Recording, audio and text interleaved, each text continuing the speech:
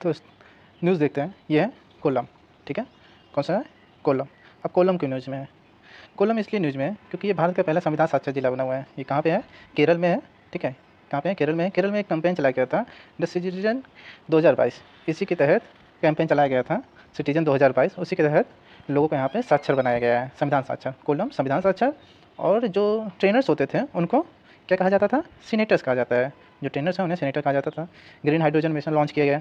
अब green hydrogen mission में कुछ खास नहीं है, बस इतना याद रखिए कि 2047 तक जो थे, तो ऊर्जा एनर्जी 2047 तक ऊर्जा एनर्जी का लक्ष्य, एक बार फिर से देख लेते हैं। ये जो ग्रीन हाइड्रोजन मिशन है, ये 2047 से भारत ने अपना लक्ष्य रखा कि ऊर्जा इंडिपेंडेंस, मतलब एनर्जी इंडिपेंडेंस राष्ट्र बनने का।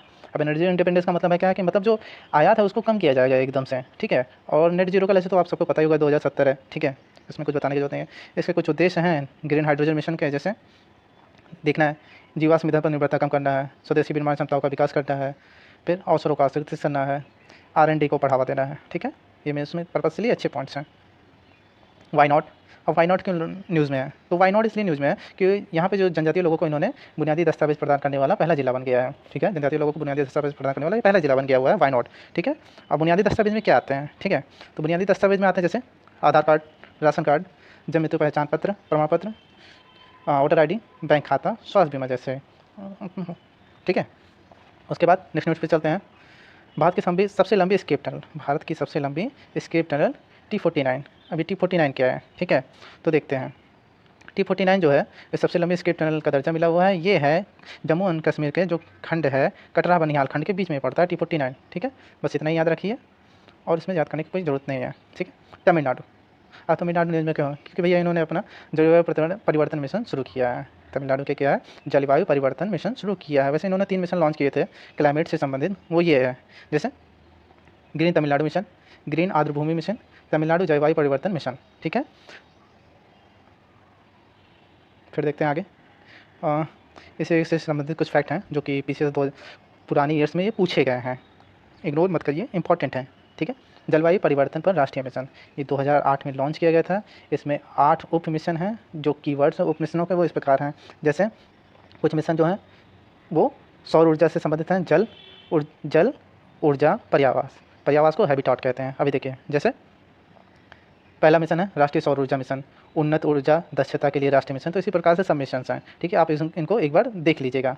जैसे मैं शॉर्ट वर्ड में इनका वो बता दे रहा हूँ। जैसे सौर से संबंधित एक मिशन है, जल से संबंधित एक मिशन है, ऊर्जा से संबंधित एक मिशन है, पर्यावास हैबिटाट से संबंधित एक मिशन है, हिमालय इकोसिस्टम से संबंधित एक मिशन है, हरित भारत से संबंधित एक मिशन है, एग्रीकल्चर कृषि से संबंधित एक मिशन और सामरिक ज्ञान से संबंधित एक मिशन। कुल मिला के 8 मिशन है इस राष्ट्रीय मिशन के तहत, ठीक है। नेक्स्ट न्यूज़ पे चलते हैं। धर्मत। अब धर्मत क्यों न्यूज़ में है? ये भी केरल का ही एक क्षेत्र है जो पूर्ण पुस्तकालय बना हुआ, निर्वाचन क्षेत्र बना है, पूर्ण पुस्तकालय निर्वाचन क्षेत्र बना हुआ है धर्मत। बस इतना इंपॉर्टेंट है इसमें, और कुछ इंपॉर्टेंट नहीं है। फिर एक न्यूज़ है, ये तिरुवनंतपुरम की है, जो विश्व का पहला पाम के पेड़ होते हैं ना, उन्हीं के लीफ पे पांडुलिपि संग्रहालय स्थापित किया जा रहा है तिरुवनंतपुरम में, ठीक है। भारत का सबसे बड़ा तरल अपशिष्ट संयंत्र लगाया जा रहा है। ये कहाँ लगाया जा रहा है, ठीक है। तो अभी देखते हैं, पहले तरल अपशिष्ट संयंत्र के बारे में थोड़ा जान लेते हैं। ये क्या, तरल अपशिष्ट के बारे में जानते हैं पहले, व्हाट इज़ तरल अपशिष्ट, ठीक है। तो इनको क्या कहते हैं, ये इसमें क्या क्या होते हैं? वर्षा जल होते हैं, ठीक है। मानव गतिविधियों द्वारा उत्पन्न दूषित जल होते हैं, जो सीवेज होते हैं ना, उसी को तरल अपशिष्ट कहते हैं। अब ठीक है, इसमें योगदान किसका किसका होता है? तो घरेलू क्षेत्र का होता है, औद्योगिक सीवेज का होता है और तूफान सीवेज का होता है। और सबसे ज़्यादा जो योगदान है 99% वो घरेलू सीवेज का होता है तरल अपशिष्ट में, ठीक है। अब इसे स्थापित कहाँ किया जा रहा है तरल अपशिष्ट संयंत्र को? तो भैया ये तिरुपति है, तिरुपति जी में आंध्र प्रदेश के में स्थापित किया जा रहा है। यहाँ पे एक है विनायक सागर झील, यहीं पे यह संयंत्र स्थापित किया जा रहा है। ये संयंत्र जो है फाइटोरेट टेक्निक। अब फाइटोरेट टेक्निक डायरेक्ट क्वेश्चन पूछ सकता है कि फाइटोरेट टेक्निक का संबंध किससे है? तो आप लिखिएगा, मतलब टिक करिएगा, जल के पुनरुपयोग के यूज से संबंधित है। इसका मतलब रीयूज, वाटर के रीयूज से संबंधित है टेक्निक, फाइटोरेट टेक्निक, ठीक है। आगे देखते हैं, ठीक है, ओके। अब देखिए यहाँ पे एक न्यूज़ है कि मतलब एशिया का सबसे बड़ा सीवेज उपचार संयंत्र, तो ये अभी दिल्ली में बन रहा है, अभी बना हुआ नहीं है, अंडर प्रोसेस है, ठीक है। हाउसिंग सोसाइटी के लिए भारत का पहला सौर संयंत्र ये बिबेरिया कॉन्डोमिनियम है। ये कोई खास न्यूज़ नहीं है, इसका कोई महत्व नहीं है, तो इसको स्किप करते हैं। और केरल फिर न्यूज़ में आ गया, बुनियादी दस्तावेज दिया, फिर क्षेत्रीय भाषा में वो डिसीजन दिए, फिर संविधान साक्षर भी जिला बना कोल्लम को, ठीक है। तो वैसे ही जैसे धर्मत लाइब्रेरी बन गई पूर्ण, तो वैसे ही अब केरल जो है पूर्ण रूप से भारत का पहला डिजिटल बैंकिंग राज्य बन गया है। बस इतना ही याद रखिएगा, ठीक है। स्मार्ट कार्यक्रम किससे संबंधित है, बस इतना ही याद रखिए इसमें कि ये आयुर्वेदा से संबंधित है। स्मार्ट कार्यक्रम जिसका उद्देश्य क्या है, रिसर्च को, R&D को बढ़ावा देना, ठीक है, R&D को बढ़ावा देना। अब सामाजिक प्रगति सूचकांक, अब सामाजिक प्रगति सूचकांक क्या है देखते हैं। ये भारत के जिलों, राज्य जिलों के लिए निकाला जाता है। किसके द्वारा, इंस्टीट्यूट फॉर कॉम्पिटिटिवनेस के, और क्या है, सोशल प्रोग्रेसिव इम्परेटिव, जो कि US की एक संस्था है। ये दोनों मिलकर निकालते हैं और इसके 3 पिलर्स हैं, 3 डायमेंशंस हैं। क्या क्या है, basic human needs, foundation of wellbeing, opportunity, ठीक है। इन 3 पिलर्स पे इसके रिपोर्ट्स होते हैं, जो इसका प्रकाशन किया जाता है आर्थिक सलाहकार परिषद, प्रधानमंत्री जी के द्वारा इसे रिलीज कर दिया जाता है, ठीक है। अब इसमें देखते हैं रैंकिंग क्या क्या है, किसकी किसकी कितनी है, तो ठीक है। तो देखते हैं जो आर्थिक, ये सूचकांक है, सामाजिक प्रगति सूचकांक, ये इसमें फर्स्ट रैंकिंग है पुडुचेरी की, लास्ट पे है झारखंड। यूपी का इसमें 31 के आसपास है, देख लेते हैं। हाँ, यूपी का इसमें 31वीं रैंकिंग है। तो सामाजिक प्रगति सूचकांक में यूपी की 31वीं रैंकिंग है, ओके। झारखंड सबसे लास्ट में है, बस इतना याद रखिए। और जिलों की बात करें तो आइजोल सबसे अच्छा है, ठीक है। नमामि गंगे पहल, अब ये न्यूज़ में क्यों है, क्योंकि ये 2014 में ही लॉन्च हो चुका था। अब न्यूज़ में क्यों, देखते हैं। तो हुआ क्या है, संयुक्त राष्ट्र ने अपने फ्लैगशिप कार्यक्रमों के तहत इसको भी शामिल कर लिया है, ठीक है। अब शामिल क्या किया देखते हैं। तो पहले नमामि गंगे पहल के बारे में जान लेते हैं। नमामि गंगे पहल जो है 2014 में लॉन्च किया गया था। इसके 2 मुख्य उद्देश्य हैं, गंगा नदी में प्रदूषण का प्रभावी उपशमन यानी मिटिगेशन, एंड जो गंगा का संरक्षण और पुनरुद्धार, मतलब कंजर्वेशन एंड रिजेन्युएशन, ठीक है। 100% केंद्र प्रायोजित योजना है। अब इसकी सेकंड फेज़ भी चालू कर दिया गया है, जो कि 2026 तक वैलिड रहेगा, ठीक है। अब देखिए ये न्यूज़ में क्यों आया, तो हुआ यूँ कि मॉन्ट्रियल कनाडा में CBD की बैठक हुई।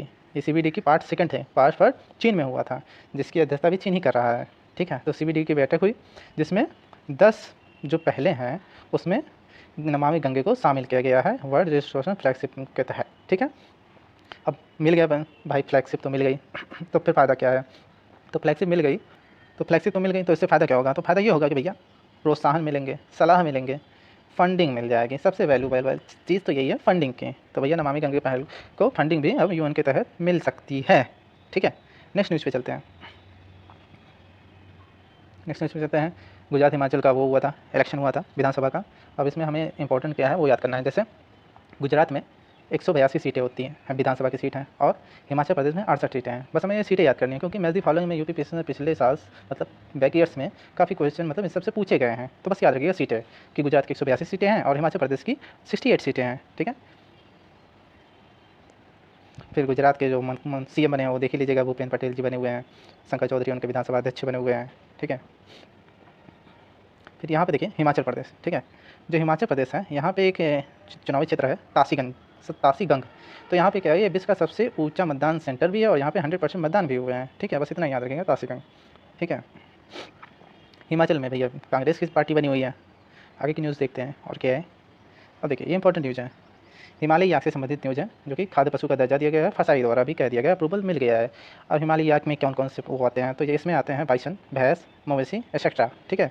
अब खाद्य पशु का दर्जा दिया क्यों गया भैया, जनगणना हुई तो पता लगा ये 24% इनकी कमी हो गई पिछले के कंपेरिजन में, तो इनको खाद्य पशु का दर्जा दिया ताकि मनुष्य इन्हें पालें, उपभोग करें, जिससे संख्या बढ़ जाए, ठीक है। तो इसीलिए ऐसा किया गया है, फसाई ने इनको अप्रूवल दिया हुआ है, ठीक है। अब क्या कर सकते हैं, तो मनुष्य द्वारा इन्हें पाला जा सकता है, खाद्य उत्पादन के लिए यूज़ किया जा सकता है, और उपभोग के लिए भी यूज़ किया जा सकता है, ठीक है, जिससे दूध मांस का प्रोडक्शन भी बढ़ सकता है। आगे की न्यूज़ देखते हैं। बस यहाँ पे एक फैक्ट है, ठीक है।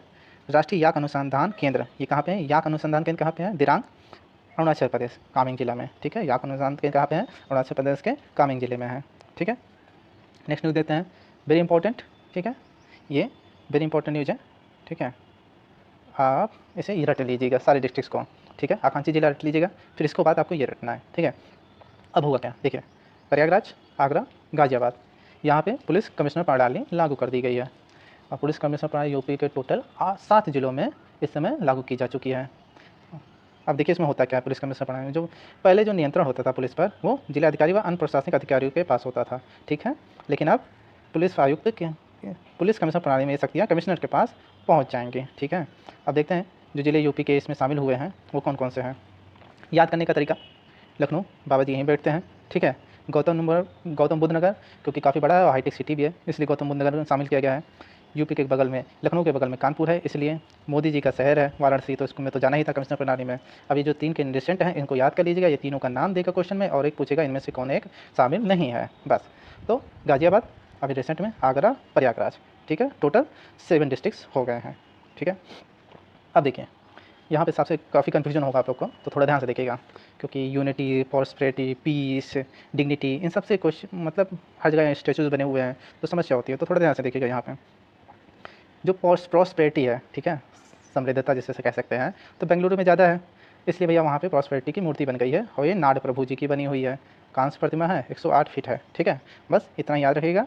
इसके निर्माण जो शिल्पकार हैं वो रामवी सुतार जी हैं, ठीक है।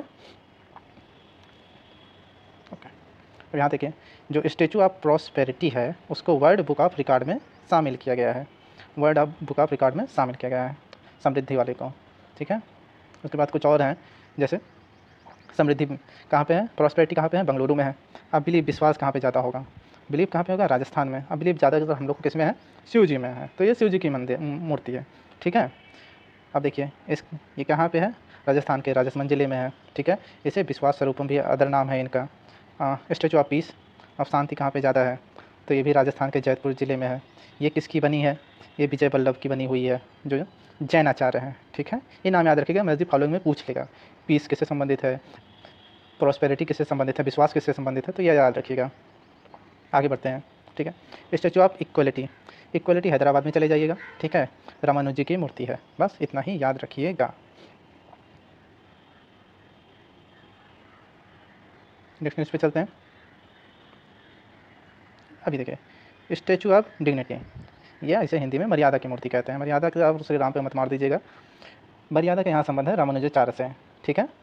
मर्यादा का मतलब है यहाँ रामानुजाचार्य से। यहाँ पे देखिए भी एक इक्वलिटी रामानुजाचार्य हैदराबाद में भी बनी है, और रामानुजाचार्य की यहाँ भी बनी हुई है, अयोध्या में भी, और अभी जम्मू कश्मीर में भी रामानुजाचार्य की ही मूर्ति बनेगी, तो कन्फ्यूज मत होइएगा। डिग्निटी अयोध्या में मर्यादा मूर्ति कहलाती है, रामानुजाचार्य की बनी हुई है। और फिर देखते हैं स्टेचू ऑफ पीस, ठीक है, statue of peace Jammu and Kashmir में बनी है, ये भी रामानुजाचार्य की ही मूर्ति बनी हुई है, जो कि शुद्ध सफ़ेद मकराना संगमरमर से बनी हुई है। अब देखते हैं आगे। तो उत्तर प्रदेश का पहला eat right station, Uttar Pradesh का पहला ईट राइट स्टेशन कौन बन गया है, प्रयागराज। प्रयागराज को ईट राइट स्टेशन का दर्जा मिल गया है, ठीक है, ईट राइट का। अब इसकी ईट राइट की जो चलाया जाता है वो फसाई के द्वारा चलाया गया था। इसकी टैगलाइन है सही भोजन बेहतर जीवन, ठीक है, सही भोजन बेहतर जीवन। अब फसाई इसके साथ जो करता है इस सभी स्टेशनों पे, मतलब फोस्टैक एक सर्टिफिकेट है, food safety training and certification, ये प्रमाण पत्र देता है, ताकि उनको प्रशिक्षण देकर एक प्रमाण पत्र देता है जो भी वेंडर्स होते हैं, ठीक है। अब प्रयागराज को मिल गया ईट राइट, फिर ईट राइट स्टेशन। फिर हमारे कानपुर को भी ईट राइट स्टेशन का दर्जा मिला हुआ है। वाराणसी को, जो वाराणसी हमारा, उसको 5 स्टार ईट राइट स्टेशन का रैंकिंग दर्जा प्रमाण पत्र मिला हुआ है, 5 स्टार ईट राइटिंग का प्रमाण पत्र मिला हुआ है, ठीक है, इतना याद रखिए आप। अब एक स्कीम है प्रधानमंत्री उर्वरक परियोजना। अब मोदी जी 1 डिस्ट्रिक्ट 1 समथिंग चलते रहते हैं, तो उन्होंने अपने नया स्कीम लॉन्च किया, प्रधानमंत्री भारतीय जन उर्वरक योजना, एक राष्ट्र एक उर्वरक, ठीक है, एक राष्ट्र एक उर्वरक। इसमें क्या किया गया है, ब्रांड बना दिया गया है। हुआ क्या कि भैया यूरिया पे तो केंद्र सरकार 80 से 90% सब्सिडी देती है, और जो है डैप और मॉप, इनके जो कीमतों का निर्धारण होता है वो केंद्र सरकार नहीं करती है, लेकिन यूरिया का निर्धारण केंद्र सरकार करती है, ठीक है। लेकिन डैप और मॉप में जो सब्सिडी है वो केंद्र सरकार देती है। तो सरकार ने कहा कि नहीं, ऐसे नहीं काम चलेगा, तो उन्होंने क्या किया, एक ब्रांड बनाया, अपना एक बैग भी बना दिया जिसका नाम है भारत यूरिया बैग करके, एक बैग भी बना दिया। अब उन्होंने कहा कि नहीं, अब जो भी कंपनियां प्रोडक्शन करेंगी उनका जो 1/3 है, देखिए यहाँ पे लिखा हुआ है ना, इस बैग पे जो 1/3 स्थान है, कंपनियां अपना नाम, लोगो और अन्य प्रासंगिक उत्पाद संबंधी जानकारी प्रदर्शित कर सकती हैं। लेकिन जो 2/3 एरिया है उसमें भारत नाम का ब्रांड होगा, और PM भारतीय जन उर्वरक परियोजना संबंधी लोगो व जानकारी होगी, ठीक है। 1/3 पे कंपनियां अपना काम सब कुछ करेंगी, और 2/3 पे भारत सरकार की डिटेलिंग्स होगी। और ये ब्रांड है भारत ब्रांड से सभी यूरिया इस समय अब लॉन्च किए जाएंगे, और इसमें जो भी ये बनेंगे सब में क्वालिटी सेम रहेगी, किसी भी यूरिया के बैग में क्वालिटी में कोई परिवर्तन नहीं होगा, ठीक है। नेक्स्ट न्यूज़ पे चलते हैं, पब्लिक अफेयर्स। अभी अफेयर्स है, ठीक है, तो हंसी तो आएगी ही, अफेयर्स हुआ तो हंसी तो आएगी, तो हंसी से आप याद कर लीजिए, HASI, हंसी आई अफेयर सुन के, ठीक है। तो HA से हरियाणा, SI से सिक्किम, अब बड़े राज्य छोटे राज्यों की रैंकिंग मिलती है, ये आपने देखा ही। तो बड़े राज्यों में हरियाणा याद कर लीजिए फर्स्ट है, छोटे राज्यों में सिक्किम याद कर लीजिए, तो हंसी आता है कि आपको, ठीक है। फर्स्ट रैंकिंग है इसमें। और यूपी जो है, अब यूपी भैया रैंकिंग देनी है तो इनको 12वीं रैंकिंग मिली है, यूपी को 12वीं रैंकिंग मिली है, ठीक है। हाँ ये रहा, यूपी को इसमें 12वीं रैंकिंग मिली है। लास्ट में जो नागालैंड है उनको लास्ट रैंकिंग मिली हुई है, तो ये याद रखिएगा, हंसी आ जाएगी। और पब्लिक अफेयर्स इंडेक्स किसके द्वारा जारी किया जाता है, यह है पब्लिक अफेयर्स सेंटर द्वारा, जो कि बेंगलुरु में स्थित है, थिंक टैंक है, गैर लाभकारी, ठीक है। हंसी आएगी पब्लिक अफेयर्स से आपको, ठीक है, याद कर लीजिएगा। उसके बाद चलते हैं, ये न्यूज़ होगी, सिक्किम हो गया, हंसी आई, ठीक है। उत्तर प्रदेश 12 हो भी गए। अब हिमाचल प्रदेश में 2 विद्युत परियोजनाओं, जल विद्युत परियोजनाओं का आधारशिला रखी गई है, देवथल चांचू। अब देवथल चांचू बस एक ही याद करिएगा, इसी में दोनों विद्युत परियोजनाओं का नाम है, एक चाचू विद्युत परियोजना है, ठीक है, एक चाचू विद्युत परियोजना, एक देवथल चाचू विद्युत है, बस इन्हीं दोनों को याद रखिएगा। देवथल चाचू विद्युत परियोजना का कहाँ शिलान्यास किया गया है, तो ये हिमाचल प्रदेश में किया गया है, ठीक है। उसके बाद नेक्स्ट न्यूज़ देखते हैं। अब बल्क ड्रग्स पार्क, अब देखिए बल्क ड्रग्स पार्क क्या है, ठीक है। तो ये फिलहाल विश्व का, देखो जो फार्मास्यूटिकल इंडस्ट्रीज़ के बारे में कुछ डाटा दिए हुए हैं, तो ये है कि जो फार्मास्यूटिकल इंडस्ट्री है, इनके आकार बाई वॉल्यूम के आकार अनुसार विश्व में तीसरा सबसे बड़ा उद्योग है, ठीक है। वॉल्यूम के अनुसार ये विश्व का तीसरा सबसे बड़ा है, जबकि मूल्य के अकॉर्डिंग ये 14 सबसे बड़ा उद्योग है। वॉल्यूम के अकॉर्डिंग थर्ड, वैल्यू के प्राइस के अकॉर्डिंग ये 14 रैंक में आता है भारत। अब ठीक है, अब बल्क ड्रग पार्क की बात हम देख लीजिए। तो बल्क ड्रग पार्क में होता क्या है, ठीक है, तो ये है, जो पहला बल्क ड्रग पार्क का शिलान्यास किया गया है वो है गुजरात के जम्बूसर भरूच में, ठीक है, गुजरात के जम्बूसर भरूच में। फिर उसके बाद ये 3 राज्यों में इसका और भी खोला जाएगा। वो क्या है, हिमाचल प्रदेश, आंध्रा और गुजरात, ठीक है, इन 3 राज्यों में और भी बल्क ड्रग पार्क खोले जाएंगे। मैंने पहले बता दिया था, पहले बल्क ड्रग पार्क का उद्घाटन भरूच जम्बूसर में किया गया है, ठीक है। बाकी 3 राज्यों में खोला जाएगा, हिमाचल, गुजरात, आंध्रा में, ठीक है। सन टेम्पल्स अब देखते हैं, मोढेरा, ठीक है। अभी मोढेरा की न्यूज़ में है, तो भैया मोढेरा कहाँ पे है, पहला तो ये गुजरात में है, ठीक है, मेहसाणा ज़िले में है। अब ये न्यूज़ में क्यों क्या है, क्योंकि यहाँ पे जो सौर ऊर्जा, ये पहला ऐसा है जो सौर ऊर्जा संचालित गाँव बन गया है, सौर ऊर्जा से संचालित गाँव बता, तो मोढेरा सौर गाँव भी हो गया। यहाँ पे एक टेम्पल है, सन टेम्पल, जिसको भीम फर्स्ट ने बनवाया था, जो कि चालू डायनासिटी से इनका रिलेशन है, ठीक है। बस इतना याद रखिए। बाकी वहाँ पे हेरिटेज लाइटिंग का उद्घाटन भी किया गया। पहला ऐसा विरासत स्थल है जहाँ पे पूर्णतः सौर ऊर्जा से संचालित है, पूरे गांव भी सौर ऊर्जा से संचालित हो चुके हैं। वहाँ पे एक सौर ऊर्जा संचालित एक CNG स्टेशन भी, इलेक्ट्रिक चार्जिंग स्टेशन भी लॉन्च कर दिया गया, शिलान्यास किया गया है, यही सब है। फिर न्यूज़ देखते हैं, स्वच्छता ही सेवा। अब स्वच्छता ही सेवा, ठीक है, स्वच्छता ही सेवा और सुजलाम 1 एंड सुजलाम 2.0 अवार्ड। अब ये किससे संबंधित है, सुजलाम 1 और सुजलाम 2.0 अवार्ड जो है ये ग्रे वाटर मैनेजमेंट से संबंधित है। किससे संबंधित है, ग्रे वाटर मैनेजमेंट। स्वच्छता ही सेवा के लिए अवार्ड किसको किसको मिला है, कर्नाटक, बिहार, लक्षद्वीप, ये रैंकिंग है। अब हम इसको आगे देखते हैं।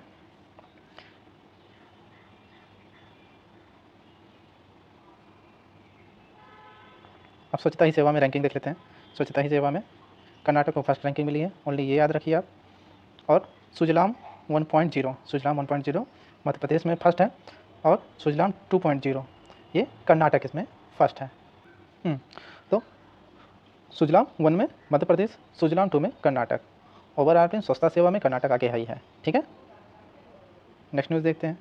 उसी में एक स्टार्टअप ग्रैंड चैलेंज का आयोजन किया गया था, जिसमें जो एजेंसियां उनको रैंकिंग दी गई थी। ये मेरे ख्याल से इतने इंपॉर्टेंट है क्योंकि बहुत सारे हैं, इतने हैं, बाकी भी आपको आगे चल के फैक्ट्स याद करने होंगे, तो इसलिए मैं सोचता हूँ इसे आप बचिए, और जिसको याद करना है वो इसका स्क्रीनशॉट ले लें और इसे रटा लें, ठीक है। आगे चलते हैं।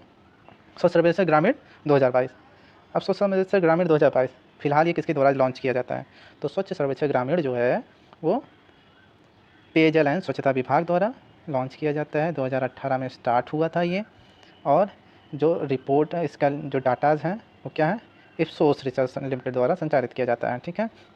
यूपी की इसमें रैंकिंग 18 है, ठीक है, और तेलंगाना इसमें फर्स्ट पे है, ठीक है। अभी आगे देखते हैं। तो स्वच्छ सर्वेक्षण ग्रामीण और स्वच्छता पेय विभाग द्वारा पूरा किया जाता है, ये हो गया, ठीक है। बड़े राज्यों की श्रेणी में पहले बताया था मैंने, तेलंगाना फर्स्ट पे है, ठीक है, और याद करने की जरूरत नहीं, बस ओनली बड़े राज्यों की श्रेणी याद कीजिए। और जो जिले की बात आ जाती है, भिवानी जिला जो हरियाणा में है वो फर्स्ट पे है, ठीक है। अब ये फैक्ट है, देख लीजिएगा, बस ओनली रेट करिए। मोबाइल ऐप एवं वेब पोर्टल के माध्यम से सर्वाधिक भागीदारी उत्तर प्रदेश राज्य की भी है और उत्तर प्रदेश के कानपुर देहात की भी है। ठीक है, बस इतना ही याद रखिए।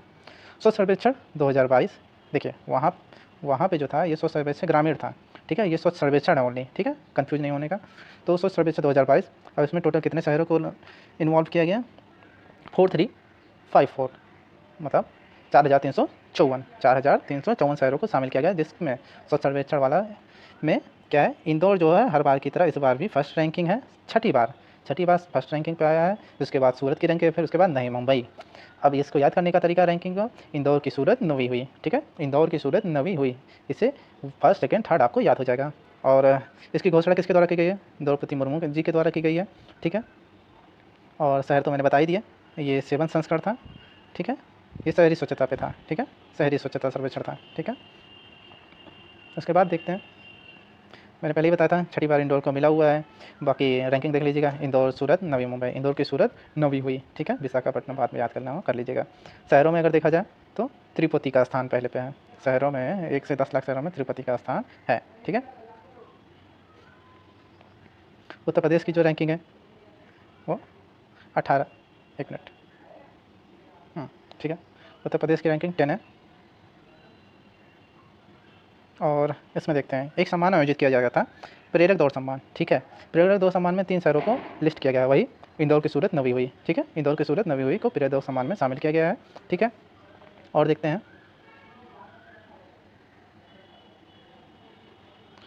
हाँ और देखते हैं, तो यूपी से रिलेटेड न्यूज़ है, 2 न्यूज़ है। ठीक है, वो देखते हैं। देखिए, प्रेरक दौड़ सम्मान में जो मेडल दिए जाते हैं वो जैसे क्या क्या है देख लीजिएगा। गोल्ड दिए जाते हैं, गोल्ड, सिल्वर, ब्रॉन्ज, कॉपर। ठीक है, ये दिए जाते हैं। उसमें से जो यूपी के हैं, गोल्ड में जो अनुपम सीढ़ी है उसमें गौतम बुद्ध नगर को शामिल किया गया है। और सिल्वर जो कि उज्जवल कहा जाता है, उसमें मथुरा और अमरोहा को शामिल किया गया है, अमरोहा को शामिल किया गया है। ठीक है, तो गोल्ड में गौतम बुद्ध नगर और सिल्वर में मथुरा अमरोहा को शामिल किया गया है। इंदौर को क्या किया गया है? 7 स्टार कचरा मुक्त शहर भी घोषित किया गया है। ठीक है, इंदौर को 7 स्टार कचरा मुक्त शहर भी घोषित किया गया है। तिरुपति को, जो तिरुपति है आंध्रा, ठीक है, तिरुपति आंध्रा को सफाई मित्र सुरक्षा चुनौती में सर्वश्रेष्ठ पुरस्कार दिया गया है। इंपॉर्टेंट यहाँ से चालू हो रहा है। आप देखिए, गंगा शहरों की बात हो रही है, मतलब गंगा नगरों की बात हो रही है। तो यहाँ पे देखिए 1 लाख से कम जो जनसंख्या है उसमें बिजनौर को फर्स्ट है, लेकिन 1 लाख प्लस में अगर देखें तो हरिद्वार को फर्स्ट है। बस यही 2 याद कर लीजिएगा, वेरी इंपॉर्टेंट, पूछेगा ही पूछेगा। ठीक है, स्वच्छ छावनी शहर में देखना है तो फिर देवलाली छावनी है जो कि महाराष्ट्र में है। ओके, अब यहाँ पे देखते हैं भारतीय पर्यटन सांख्यिकी। तो पर्यटन, विश्व पर्यटन दिवस के अवसर पर, अब विश्व पर्यटन दिवस देख लीजिए, ये कब है? 27 सितंबर को है। ठीक है, अब यहाँ पे क्या किया गया है, जो पर्यटन है उसमें हमारे यहाँ पे 7 मिलियन अंतर्राष्ट्रीय पर्यटक आए। इंटरनेशनल टूरिस्ट हमारे यहाँ 7 मिलियन है, जिसमें दिखा रहा है क्या, 10%, 10.5% की वृद्धि हुई है। अब ये पर्यटक कहाँ से आए हैं सबसे ज़्यादा हमारे यहाँ विदेशों से? तो पहले यूएस से आए हैं। ठीक है, उसके बाद बांग्लादेश से आए हैं। ठीक है, उसके बाद यूके से। तो यूएस, बांग्लादेश और यूके से हमारे यहाँ ज़्यादा पर्यटक आए हुए हैं। ठीक है, भारतीय नागरिकों के लिए गंतव्य स्थान, अब भारतीय नागरिक जाना पसंद कहाँ करते हैं, घूमना कहाँ पसंद करते हैं? तो भैया यूएई उनको ज़्यादा पसंद आ रहा है इस समय, और यूएस, उसके बाद कतर। ठीक है, इन 3 देशों का नाम याद कर लीजिए। फिर अगर देखें पर्यटन में राज्यों का हिस्सा, तो सबसे ज़्यादा पर्यटक कहाँ आ रहे हैं? तो भैया पहले पंजाब में आ रहे हैं, फिर महाराष्ट्र में, फिर दिल्ली में। ठीक है, ये पर्यटकों का हिस्सा है।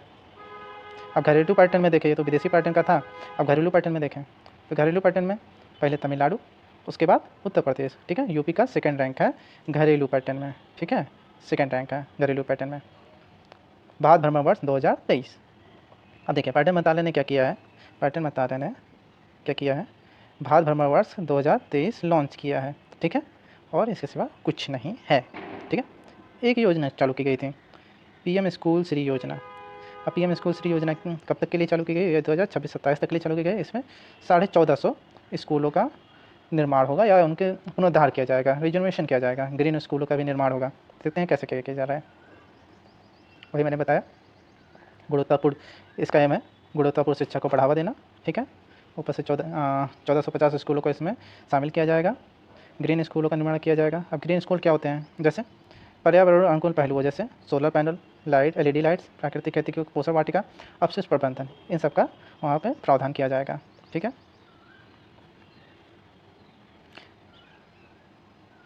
फिर नेक्स्ट न्यूज़ देखते हैं। नमस्ते। अभी मैंने तिरुपति वाला आंध्रा वाला बताया ही था कि जहाँ पे फाइट रेट टेक्निक का यूज़ किया जा रहा है विनायक सागर झील में, ठीक है। अब यहाँ पे भी देख लीजिए, यही है नमस्ते योजना, ठीक है। अब ये है नमस्ते योजना। नमस्ते योजना के जो हाथ से मैला वाला ढोते हैं उन्हीं के लिए स्कीम लॉन्च की गई है, ठीक है, ताकि उनको हाथ से मैला संपर्क में ना आए, ठीक है। अब ये टारगेट है शहरी एंड आवासन एवं शहरी कार्य मंत्रालय द्वारा टारगेट रखा गया है कि मार्च 2024 तक सुरक्षित सफाई मित्र सुरक्षित घोषित करना, भारत को सफाई मित्र सुरक्षित घोषित करना है, ठीक है। अब इसमें होता क्या है, नमस्ते का फुल फॉर्म अगर देखना है तो देख लीजिए, national action for mechanise sanitation and ecosystem, मतलब जो भी साफ सफाई होगी वो मैकेनाइज तरीके से होगी, ठीक है, हाथ से नहीं होगी, ठीक है। आगे इसमें देखते हैं। और इसका जो क्रियान्वयन एजेंसी है वो राष्ट्रीय सफाई कर्मचारी वित्तीय विकास निगम है, ठीक है। नमस्ते योजना याद रखिएगा, हाथ से मैला ढोने से संबंधित है, ठीक है, और कुछ नहीं। अब मांडला न्यूज़ में क्यों है मंडला, ये है मंडला न्यूज़ में क्या है, ये कार्यात्मक रूप से साक्षर बन गए हैं कि हाँ जहाँ वहाँ के लोग इतना पढ़े लिखे हैं कि हाँ अपनी डे टू डे लाइफ में पढ़ना लिखने वाले जिस भी काम है वो कर सके, ठीक है। बस इतना ही याद रखिए मंडला के बारे में, कार्यात्मक रूप से साक्षर जिला बना हुआ है, ठीक है। यहाँ पे डाटा दिए हुए हैं कि भारत के सेंसस से संबंधित साक्षरता से संबंधित, ठीक है। और उसमें क्या कहा गया है, जो साक्षरता दर है वो 73% है, जिसमें से मेल की जो है 80% और फीमेल की 64%, ठीक है, यही है। बाकी ये कुछ पुराने मिशंस हैं जिनको आप देख लीजिए, जैसे सर्व शिक्षा अभियान 2001-2 में चालू किया गया है, साक्षर भारत मिशन 2009 में चालू किया गया है, ठीक है। समग्र शिक्षा योजना 2025-26 तक के लिए अभी चालू की गई है, ठीक है। राष्ट्रीय शिक्षा नीति 2020 में आई थी, याद रखिएगा। नव भारत साक्षरता कार्यक्रम 2020-22, ठीक है। आगे चलते हैं। स्माइल योजना वेरी इंपॉर्टेंट, याद कर लीजिएगा, ये 2 लोगों के लिए है, कौन कौन, ठीक है। एक ट्रांसजेंडर व्यक्तियों के लिए है जो भिक्षावृत्ति में संलिप्त हैं, उनके पुनर्वास से संबंधित है ये स्माइल योजना, ठीक है। फिर एक डाटा यहाँ पे है, भिक्षावृत्ति में संलग्न व्यक्तियों की सर्वाधिक संख्या पश्चिम बंगाल में है और यूपी उससे मामले में सेकंड पे है, मतलब पश्चिम बंगाल में सबसे ज़्यादा भिक्षावृत्ति होती है, फिर हमारे यहाँ यूपी में। गति शक्ति विद्यालय का एक शिलान्यास किया गया है, वही गति शक्ति विद्यालय, ठीक है, यूनिवर्सिटी। तो ये कहाँ पे देखते हैं, गुजरात के बड़ौदा में इसे ओपन किया गया है। तो ये पहले क्या था, राष्ट्रीय रेल परिवहन संस्थान था, जिसको बाद में गति शक्ति विद्यालय में परिवर्तित कर दिया गया है, ठीक है। और कुछ नहीं है इससे रिलेटेड सम न्यूज़।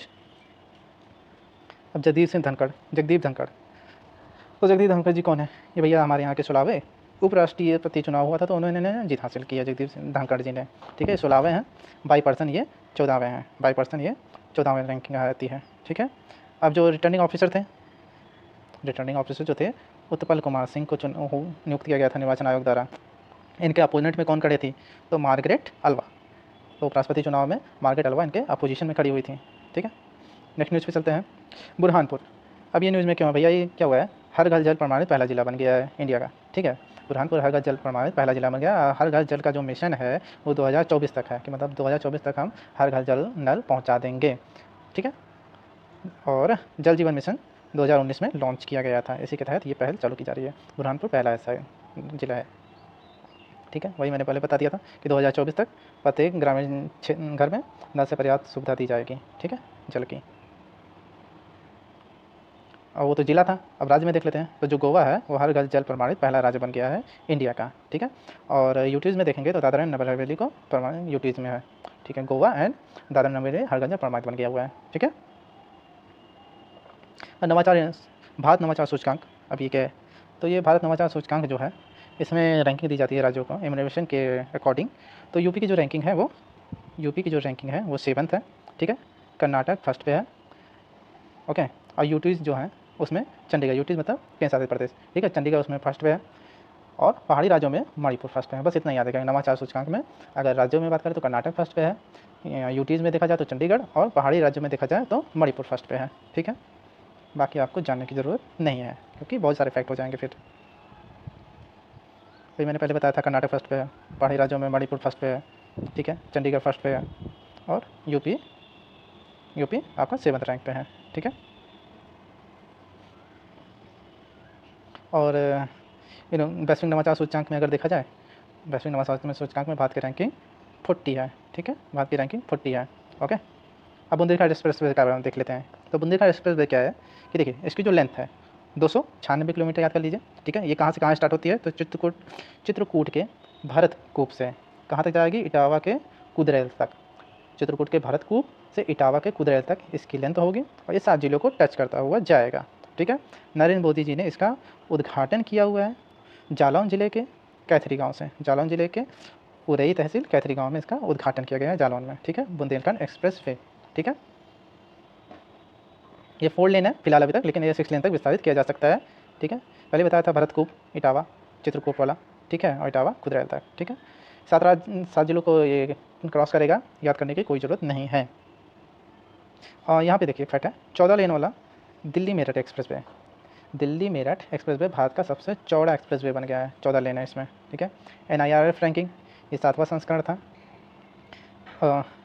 ठीक है। तो NIRF रैंकिंग में देखते हैं किसका रैंक सबसे है, तो IIT मद्रास, ठीक है। ओवरऑल रैंकिंग में IIT मद्रास याद रखिए बस, NIRF